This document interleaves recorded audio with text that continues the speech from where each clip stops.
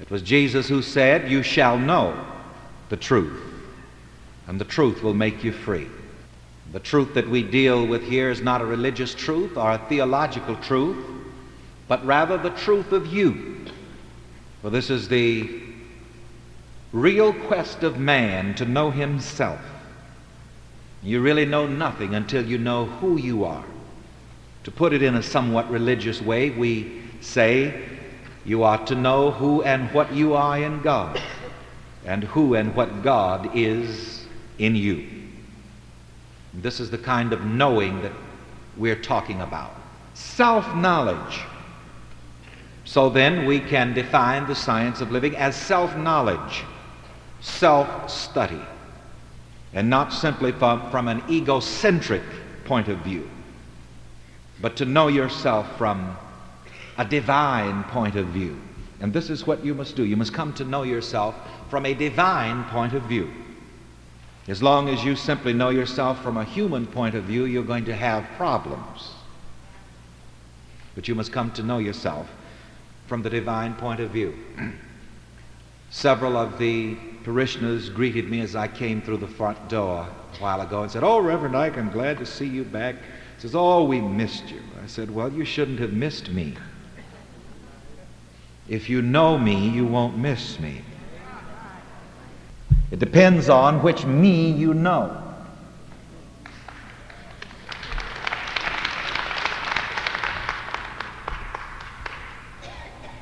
This is the one I'm trying to forget about.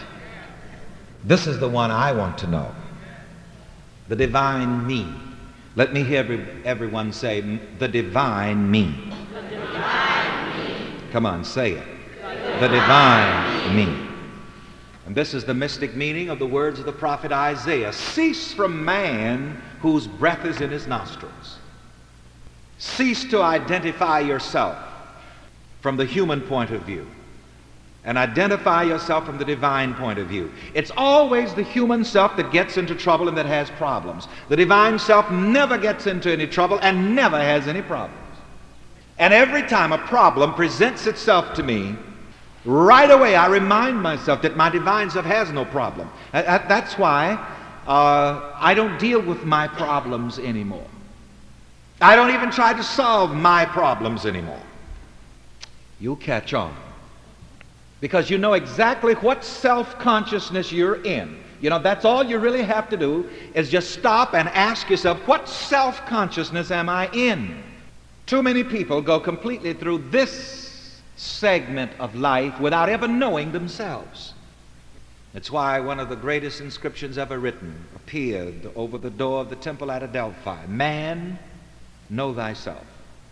And all that you ever need to do is to know yourself correctly. You don't need to struggle or strain with anyone or with any situation or circumstances. All you ever need to do is know yourself correctly. To help other people, that's all you need to do. Know yourself correctly.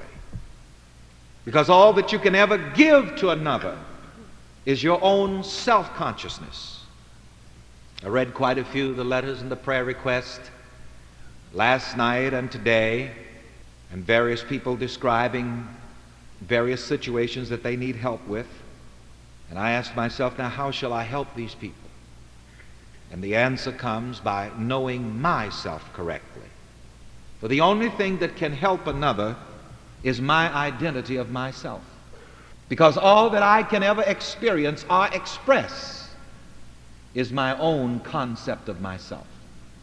And we need to take all of this energy that we use trying to solve a problem in knowing the divine self of ourselves.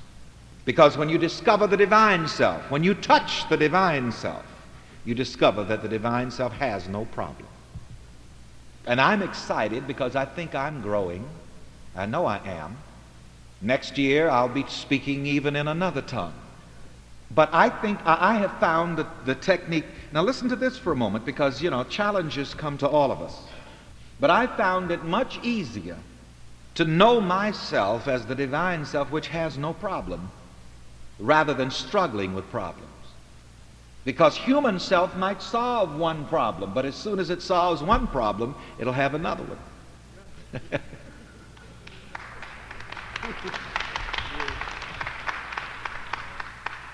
On simply the human level, I might heal you of a headache, but by the time I get you healed of the headache, old age will catch up with you.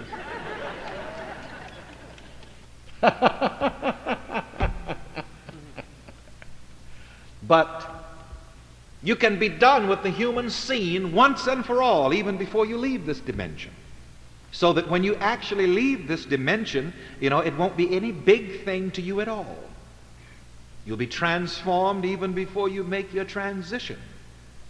And it's interesting, even as I look back into the hymnal of the old church, you can see where several of the hymn writers, many of them from time to time, they crossed the border in consciousness. For example, the hymn writer that wrote the hymn, I am dwelling in Beulah land, that was pure divine consciousness. That's what I'm talking about. All right. So I'm going to suggest to you this new way of, let's say, meeting a problem. Anytime you meet a problem, then you know you're not where you're supposed to be. You get out of me into me.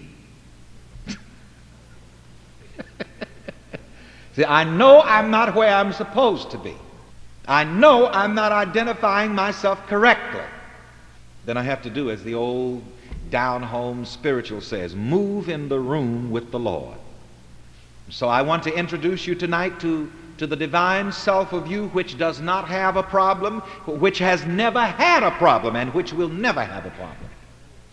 And this is what the psalmist spoke of when he said, he that dwells in the secret place of the Most High shall abide under the shadow of the Almighty. All right, this goes right into the lesson that we're going to study formally tonight, the nature of my true self. I'm going to have the Science of Living Institute find out who this quotation came from, one of the great men like Emerson. But let's read it together, the first quotation. The infinite lies within you, stretched in smiling repose. Now you think about that. It'll keep you from getting upset. And if you ever get upset, just sit down and think about that for a moment. The infinite lies within you, stretched in smiling repose. Think about the Christ mind and let the Christ mind be within you. Whenever some human reason for me to be upset appears, I always say to myself, wait a minute, do you know that the divine mind is not upset? So let's make a personal affirmation out of that. The divine mind within me is not upset. Together. The divine mind within me is not upset.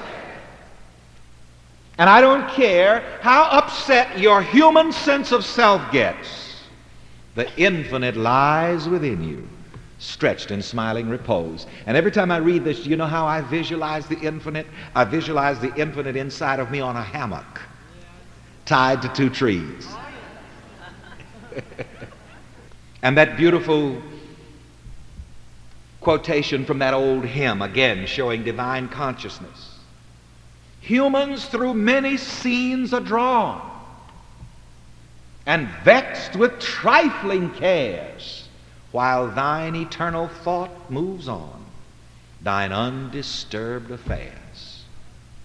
There is something, capital S, within me that is never disturbed. Together, there is something within me that is never disturbed. And you have to learn to identify yourself with that, T, capital T. You have to learn to identify yourself as that, because whatever you identify yourself with and as, you experience that. So why should you always go around identifying yourself with that which is upset, rather than that which lies within you, stretched in smiling repose? Isn't it wonderful to know God never gets upset? Now the God of man's creating gets upset. You see, some of you read the Bible and you don't know the difference between the different gods that you read about even in the Bible. It's a long subject. We'll get into that another time. But the infinite is never upset. Divine principle is never disturbed. And you have to come to that point of divine self-identity where you can say with Paramahansa Yogananda, I am He, I am He. Blessed Spirit, I am He. Cease from man whose breath is in his nostrils. What are you identifying yourself as? Who are you identifying yourself as? Who and what are you identifying yourself with? That's the question. Here again, you really never have any trouble with anybody but yourself. I am the only person that I ever have any trouble with. It's quiet, but let's say it together. It'll come to you if you don't get it now. Come on, let's say it. I am the only person that I ever have any trouble with. And it's good to know that, and I say that to myself because I know that if anybody gives me trouble, it's me, and since it's me, I can straighten me out. It's that human sense of self. I'll never forget the lesson that Reverend Ike gave us, I meet no one but me. I read that again and again. I have it on tape, and I listen to it. And every time I meet somebody that comes the wrong way, I'll say, well, I don't know why I'm acting like this. Absolutely. You try that on yourself. Now, the next time somebody acts up with you, you say, I wonder why am I acting like this?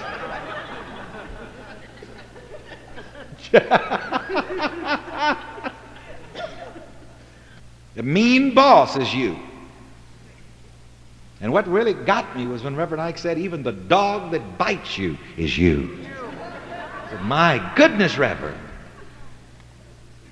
But it's true. All you ever meet is some facet of your own self-concept. That's why you should have a divine concept of yourself, because that human concept of self comes at you in so many different ways. Puts you through so many different changes. You see, all of the doubts that you have about yourself come back at you as other people. If anybody ever cheats you, that means that somewhere on the inside you have cheated yourself. If anybody's ever unfair to you, it means that somewhere on the inside of you, you've been unfair to yourself. So then go quickly to your divine self-identity and know that the infinite lies within you, stretched in smiling repose. And let us read together the 37th Psalm, the 37th verse. Together, mark the perfect man, and behold the upright. For the end of that man is peace. And who is this perfect man? Who is this upright? It's your divine self. It's your real, true self. So look away from the imperfections of human selfhood and look to the perfection of your divine selfhood. The real self of you has never known sin, because the real self of you is God. Let's read together this affirmation. My divine self is all that God is, for it is God living in me, through me, and as me. Let's read it together again. My divine self is all that God is, for it is God living in me, through me, and as me.